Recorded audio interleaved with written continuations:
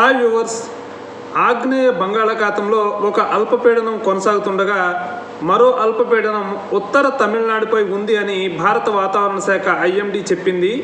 బంగాళాఖాతంలో ఉన్న అల్పపీడనం క్రమంగా వాయవ్యం వైపుగా కదులుతూ తమిళనాడు, ఏపీ వైపు వచ్చేలా ఉంది. ఈ పరిస్థితుల్లో జనవరి 11, 12 తేదీల్లో తమిళనాడు, పుదుచ్చేరిలో భారీ వర్షాలు కురుస్తాయని ఐఎండీ అంచనా వేసింది. అయితే ప్రస్తుతానికి ఏపీ, తెలంగాణపై ఈ అల్పపీడనాల ప్రభావం ఎలా ఉంటుంది అనేది ఇంకా అంచనా వేయలేదు.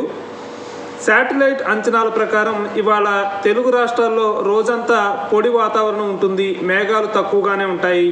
పగటి వేళ ఎండ వాతావరణం ఉంటుంది, రాత్రి వేళ చలి మరింత పెరుగుతుంది. బంగాళాఖాతంలో గాలి వేగం పెరిగింది, గంటకి 35 కిలోమీటర్లుగా ఉంది. ఏపీలో గంటకి 16 కిలోమీటర్లుగా ఉంటుంది, తెలంగాణలో గంటకి 13 కిలోమీటర్లుగా వేగంతో గాలులు వీస్తాయి. సో ప్రయాణాలు చేసేవారు అప్రమత్తంగా ఉండాల్సిన అవసరం కనిపిస్తోంది. ఉష్ణోగ్రత చూస్తే పగటి వేళ తెలంగాణలో 26 డిగ్రీల సెల్సియస్ ఉంటే ఏపీలో 29 డిగ్రీల సెల్సియస్ ఉంటుంది.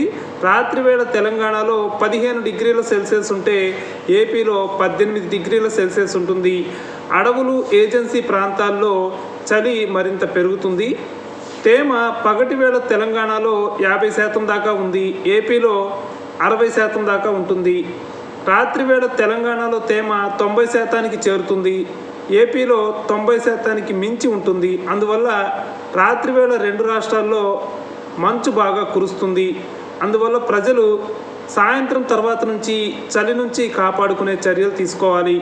ఇది లేటెస్ట్ అప్డేట్. ఇలాంటి అప్డేట్స్ కోసం న్యూస్ 18 తెలుగు సబ్స్క్రైబ్ చేసుకోండి, బెల్ ఐకాన్ ప్రెస్ చేయండి. Thank you.